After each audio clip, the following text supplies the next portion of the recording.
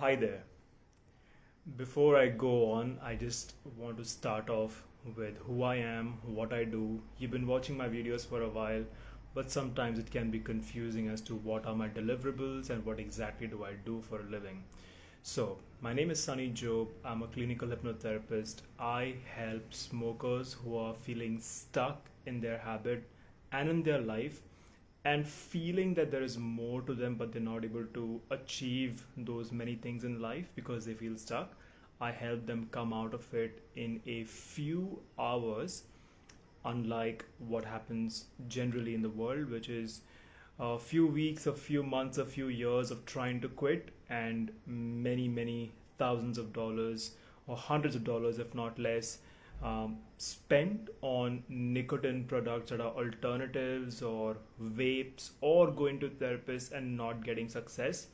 After people have tried everything, they come to me, sometimes with addictions that can age as much as 2 to 3 decades, and we are talking about releasing those in a matter of hours. So this is no small feat, and this is no a regular thing that you hear of.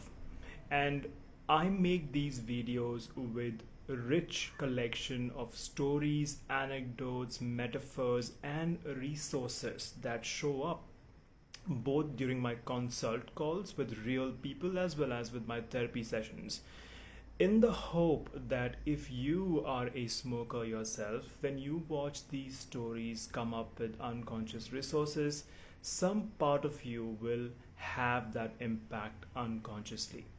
And so, today's subject, we're going to talk about why nicotine addiction has never affected you. You heard that right. If you are into smoking and if you have made yourself believe this one information or this one thought which has been repeated over and over again across the internet and in general conversation, that nicotine is a highly addictive substance. Is that true? Yes and no. Are you stuck with nicotine? Are the cravings that you're feeling to smoke cigarettes because of nicotine alone? I want to break that myth in this video, so hang around and we'll talk about that. Followed by that, I'll be talking about an experience which is behind the scene story of a therapy session that I had with a client yesterday. It kind of drained me out after talking to this guy energetically, and I had to kind of take the rest of the day off and rest it out. But I'm going to tell you the story, of course, by keeping the privacy and confidentiality of my client in always in the highest regard while I'm sharing the story. And one tip that I want to give you, if you are addicted to smoking or any kind of habit, when you're listening to the story, I suggest, that's just a suggestion, if you like, sit, close your eyes, and just listen to the story. The reason why I say this is because there is a part of you that is analytical, right? Your left hemisphere is analytical, and it's good to have analytical skills, but when you're listening to a story, you want to turn off the analysis and feel the story, right? That's the whole point.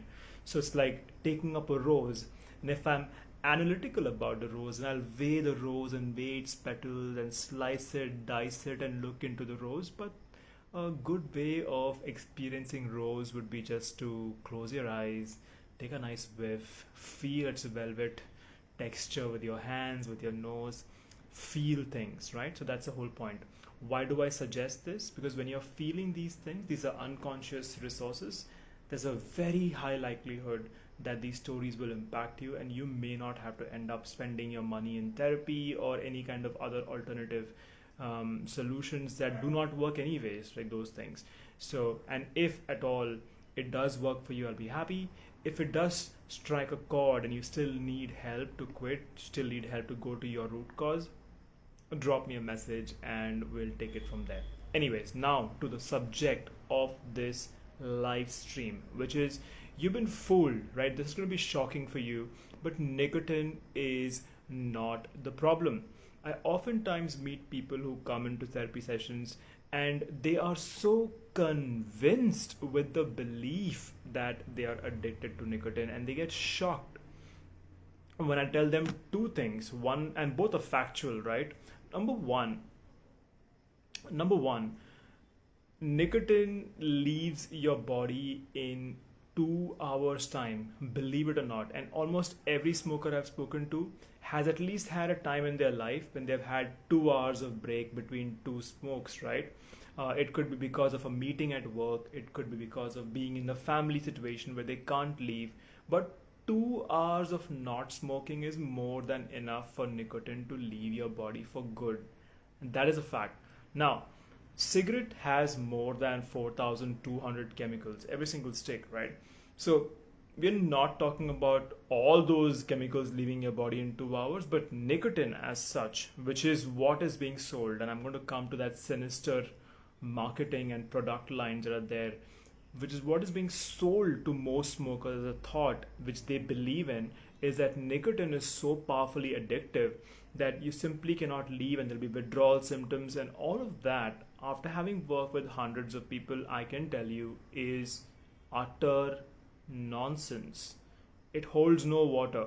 Okay, in 2 hours time your body can flush out nicotine. So when I tell this to my clients, they are kind of like taken aback, but they also have a dissonance, right? It's a dissonance because they have been believing, based on all the articles they have read from so-called experts and all the research that they have done on YouTube. They find out that, oh, nicotine is the addiction and I'm just addicted to nicotine, my body is like a junkie craving nicotine. But why doesn't it work when they're trying to feed themselves with all these nicotine patches and nicotine gums and nicotine products? Why doesn't it help them quit their cigarettes if nicotine was the main reason? This is why nicotine is not the main problem. You're not addicted to nicotine. You're addicted to the belief that nicotine is addictive. So that's one thing that my clients come to terms with when we first begin our conversation. So I'm not trying to convince them against their belief, but I'm just stating the facts and they have a choice to believe it or not, right? The second fact is an example actually. Did you know that there are Olympic level athletes in the world? I'm talking about athletes who are competing at Olympics, right? That's the level I'm talking about, not amateur athletes. Weightlifters who use nicotine, and especially through the form of smoking, just before lifting their sets. That's shocking, isn't it? Pro athletes of that level smoking nicotine. Like, why are they doing that? Because nicotine is a natural stimulant, right? It enhances, that gives you a kick to kind of lift that weight. But here's the thing, those athletes are not smoking when they're not lifting, and they're not smoking like back-to-back cigarettes like chain smokers. They might just take one puff, enough to stimulate them, and they'll go lift the weight. And after they're done lifting the weight, they don't go back and smoke. So in a way, they are controlling that substance to get what they want. They are intentional about it. So how is it that those guys are not getting addicted? As long as they are in the profession of lifting, they smoke and they quit. How is it that they don't end up smoking in the morning before the workout or before this thing? How is it that they don't smoke to finish off their day? How is it that they don't smoke while they're sitting in the loo? How is it that they don't smoke after eating food or when they are stressed out? Because nicotine is not the problem, you see. It's the intention, it's what they're using for, it's the level of awareness a person is entering any habit with. And that brings me to the story that I wanted to share with you, which is a very heartening one, right? This guy is from Haryana. This is North Indian state, and if you are an Indian watching this, and even if you're globally watching this, you should know that Haryanvi men generally, they're quite masculine, right? They're quite rough, and so is this guy, right? Quite masculine, and he still plays cricket, season cricket. He is in his mid 30s, has a good post with the government of India in the customs office in South India, right? Living in South India, away from his father and mother, but with his wife and kids. And we started this conversation, it almost was 2.5 hours again, yesterday morning, and it was not going anywhere, right? Like, as a typical Haryanvi man, he is just not feeling stuff, and I'm going on asking him what is coming up for him.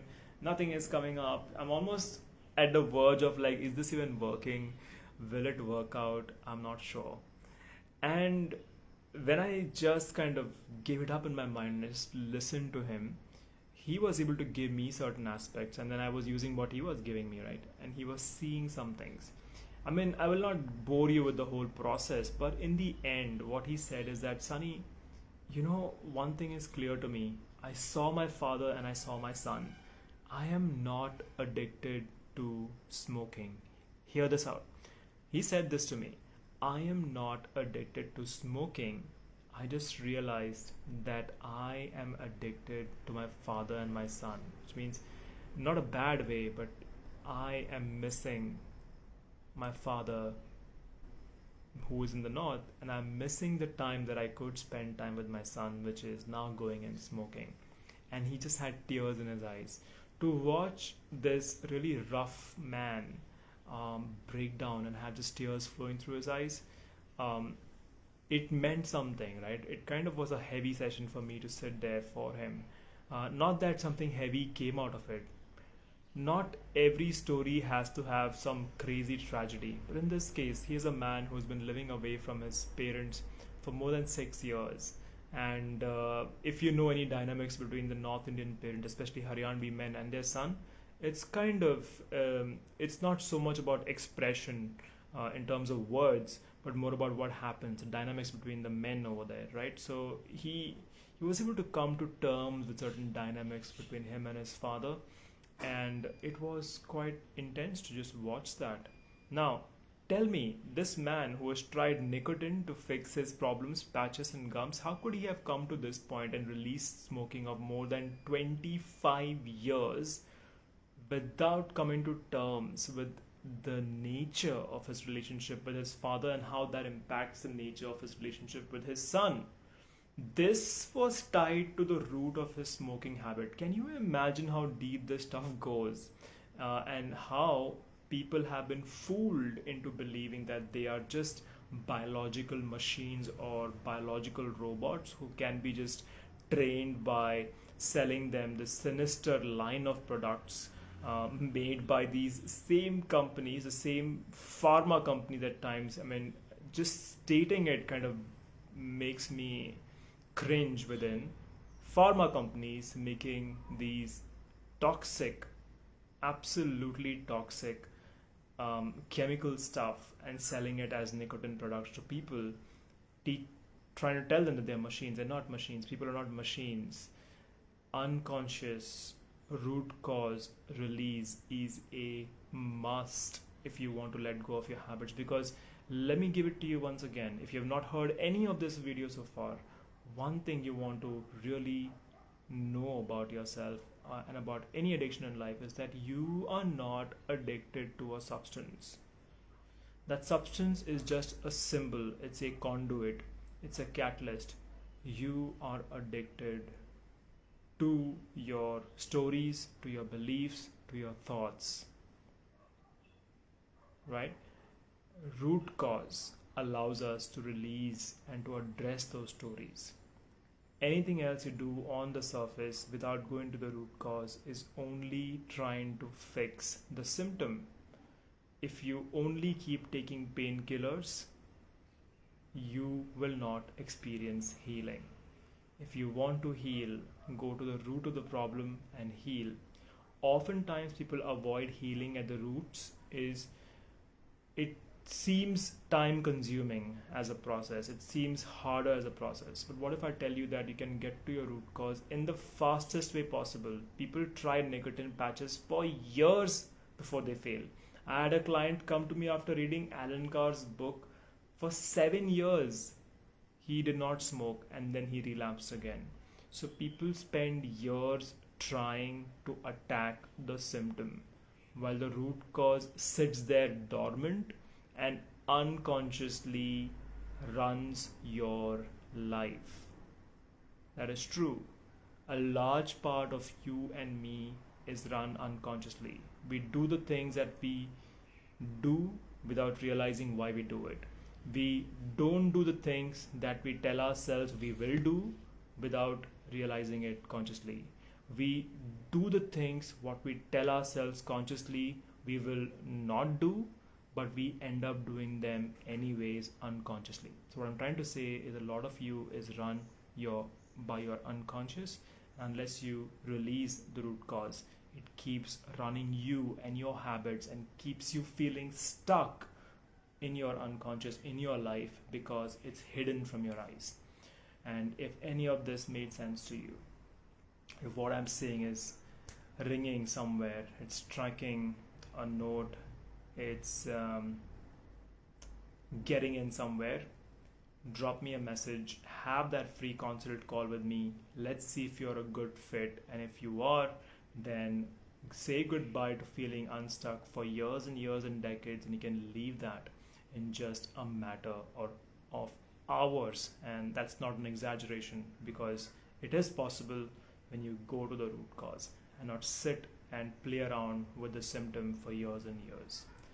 I wish you all the best, and I hope that these stories help.